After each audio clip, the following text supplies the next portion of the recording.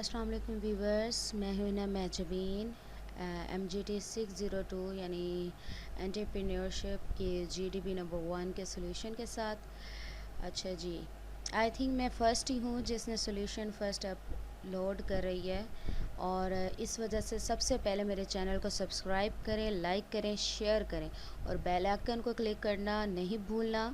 ठीक है, आपने सिर्फ क्लिक करना होता है ताकि आपके तक तमाम असाइनमेंट्स GDPs जो भी मैं अपलोड करूं आप तक आराम से पहुंच जाए।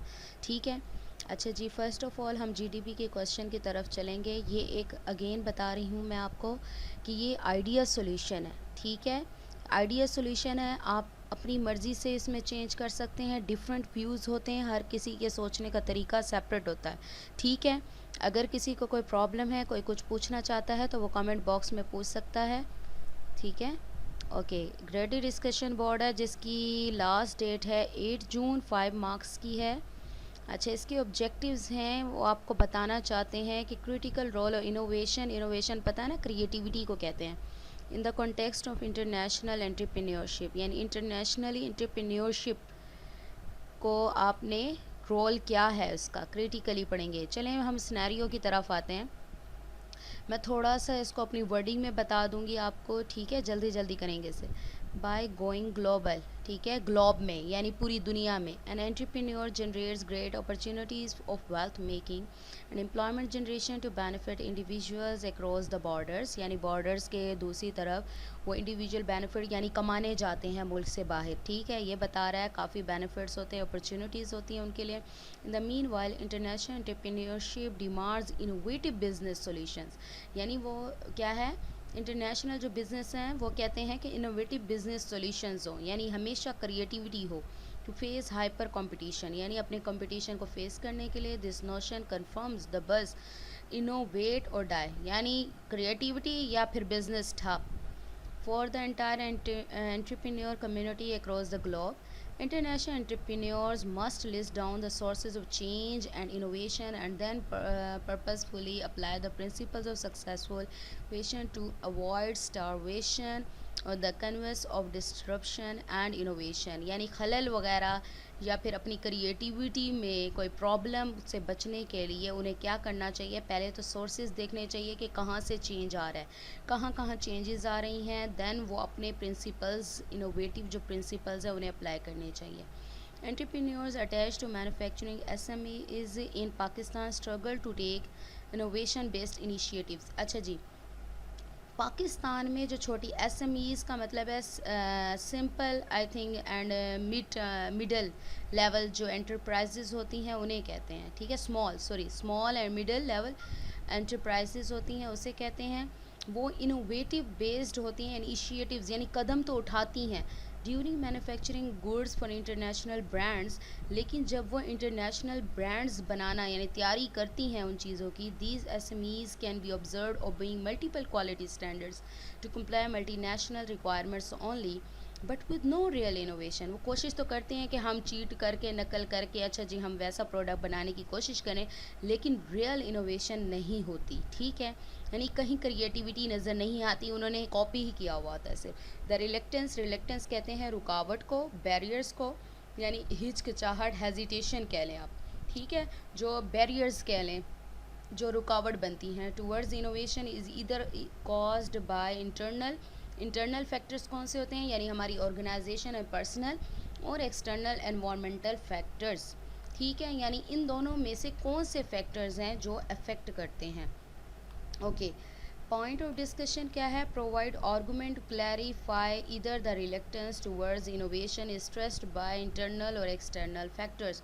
आप 5 मार्क्स का है, आपने बताना है कि जो इनोवेशन इज स्ट्रेस्ड यानी मसला कहाँ आता है, इंटरनल और एक्सटर्नल फैक्टर्स। अच्छा भाई, दोनों फैक्टर्स इंपॉर्टेंट हैं। ठीक है, अपनी अपनी जगह पर, यानी ऑर्गेनाइजेशन में भी चेंजिंग की ज़रूरत होती है। ठीक है, एक्सटर्नल फैक्टर्स भी इंपॉर्टेंट है, लेकिन यहाँ पर उन्होंने पूछा है इंटरनल और एक्सटर्नल फैक्टर्स, तो मैंने अपनी जो मैंने जहाँ तक बहुत ज़्यादा सर्च किया, मैं सुबह से बैठी हुई इसको करने के लिए, तो मैंने जहाँ तक देखा है इंटरनली तो कम थे एक्सटर्नल वर्ड ज़्यादा आ रहा था, यानी उसके बारे में क्या था, ये आइडिया सोल्यूशन। और मैंने आप लोगों के हैंड आउट्स में देखा है, ज़रा हैंड आउट आपको दिखा दूँ मैं एंटरप्रेन्योरशिप का। जब आप लोग ना कंट्रोलेबल ज़रा करते हैं ना क्लिक, देखें यहाँ आ जाती है, मैं आपको लाइन दिखाती हूँ। Environment factors although largely uncontrollable should be studied. यानी environmental means external factors largely uncontrollable, यानी कंट्रोल नहीं होते, स्ट्रेसफुल होते हैं, ठीक है। नेक्स्ट नीचे लाइन देखें, internal environmental factors are more controllable by entrepreneurs. यानी मोर कंट्रोलेबल है, यानी एंटरप्रेन्योर इनको कंट्रोल कर सकता है, यानी वो उसके हाथ में होते हैं क्योंकि वो ऑर्गेनाइजेशन के अंदर होता है, ठीक है। लेकिन जो एक्सटर्नल होते हैं वो अनकंट्रोलेबल होते हैं। तो कौन सी चीज़ स्ट्रेसफुल हुई, अनकंट्रोलेबल चीज़। तो मैंने इसी चीज़ को देखते हुए मैंने एक्सटर्नल फैक्टर्स को प्रेफर किया है। रेफरेंस मैंने आपको दे दिया है कि क्यों मैंने किया है। अगेन बता दूं, ये आइडिया सॉल्यूशन है, आप चाहें करें या ना करें, ठीक है। मैंने आपको आइडिया बता दिया है कि किस वजह से मैंने इसको यूज़ किया है। ओके, एक्सटर्नल फैक्टर्स में आ जाते हैं जी, पॉलिटिकल फैक्टर्स आ जाते हैं, कंपटीशन आ जाता है, इकोनॉमिकल फैक्टर्स आ जाते हैं, सोशल फैक्टर्स आ जाते हैं। लेकिन उन्होंने कहा है एट लीस्ट आपने आई थिंक 4, हाँ जी 4 करने हैं, ठीक है। मैंने वही 4 ही राइट किए हैं, 5 मार्क्स की है। तो देखें स्टार्टिंग मैंने क्या लिया है, both internal external factors affect the performance of any business, but I think innovation is more stressed by external factors as they influence the performance and behavior of manufacturing SMEs, whereas internal factors are more controllable by entrepreneurs। यानी मैंने वो line भी add कर दी जो आप लोगों के hand outs में है। अगेन बता दूं, आप इसको अपनी वर्डिंग में चेंज करेंगे। मैंने आपको तरीका पहले भी अपनी वीडियोस में बताया था, साथ में डिक्शनरी ओपन कर लें, उस पर जो जो वर्ड है, जिस वर्ड का सिनोनिम आप लोग ले सकते हैं ले लें, वहाँ पर पुट कर दें, यानी आपका थोड़ा चेंज हो जाएगा, यूनिक हो जाएगी, ठीक है, सिनोनिम के साथ। और याद रखिएगा ऐसा कोई वर्ड यूज़ मत कीजिएगा जिसके बहुत सारे मीनिंग होते हैं, वो इस सेंटेंस में मैच भी ना हो रहा हो, ठीक है। नेक्स्ट आगे चलते हैं। पहले तो हो गया technology change.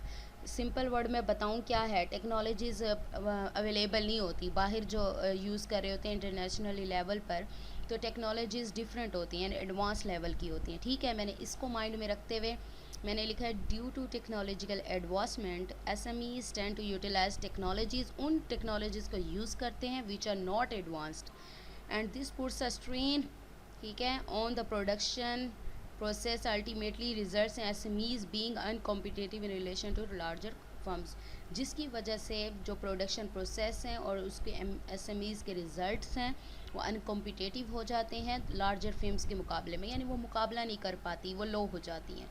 This is relatively due to many factors such as financial resources, technical skills, capacity, age, training ETC। ये स्किल्स के बाद डाल देते हैं कॉमा, ठीक है। ये सारी चीज़ें हैं, ये फैक्टर्स हैं जिसकी वजह से वो टेक्नोलॉजी नहीं बाय कर सकते। ओके, नेक्स्ट है सोशल फैक्टर्स की बात की थी।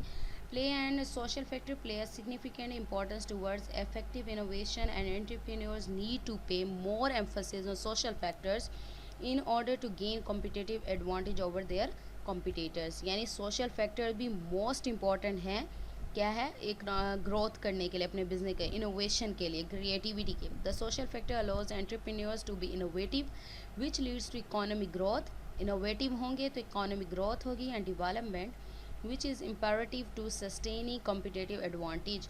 यानी वो अपने सस्टेन कर सकें, यानी बिल्ड एस्टेब्लिश रहेगा उनका बिजनेस। कॉम्पिटिटिव मार्केट जो है उसमें बहुत ज़्यादा कंपटीशन है, यानी आपके प्रोडक्ट को बेटर से बेटर होना चाहिए, यानी दूसरों से बेटर बनाना चाहिए प्रोडक्ट, ठीक है। नेक्स्ट आ गया competition. Competition is a big source of stress and poses a great threat to the growth and survival of a firm, ठीक है। यानी आपकी सर्वाइवल ख़त्म हो सकती है, आपका बिजनेस ठप हो जाना है, बंद हो जाना है, इतना कंपटीशन है, यानी आप वो प्रोडक्ट ही प्रोवाइड नहीं करें जो आपके कस्टमर्स चाहते हैं, ठीक है। आपके कस्टमर्स की रिक्वायरमेंट या फिर मार्केट में जो चीज़ चल रही है उसकी रिक्वायरमेंट के अकॉर्डिंग ही नहीं है, या प्रोडक्ट यानी जो चाहते हैं बस नहीं है उसकी requirement. If firm has a competitive advantage when it is implements the strategies or makes a product that has not been introduced by other probable competitors। हाँ जी, कोई भी फर्म यानी कोई भी इदारा, कोई भी इंस्टीट्यूशन, कंपनी तब तक कॉम्पिटिटिव होती है जब तक वो ऐसी स्ट्रेटजीज़ या प्रोडक्ट्स डेवलप करती है, बनाती है जो कि दूसरे कॉम्पिटिटर से बेटर हों, ठीक है जी हाँ, दूसरे ने कोई ना बनाया, has not introduced by other probable competitors. ठीक है, next political factors. Political factors में ये हमारी लॉज, रूल्स, रेगुलेशंस आ जाते हैं। Political factors are related to the actions of government and political conditions in the location where the business has established trying to start business. ठीक है, यानी location आ जाती है हमारी, लोकेशन, भाई हमें ये लोकेशन नहीं मिल रहा है या इस पर इतना टैक्स लगेगा, इस तरह से। The legislation and regulations can force businesses to act in a certain manner or prohibit them from acting in a certain way, certain manner लिख दो।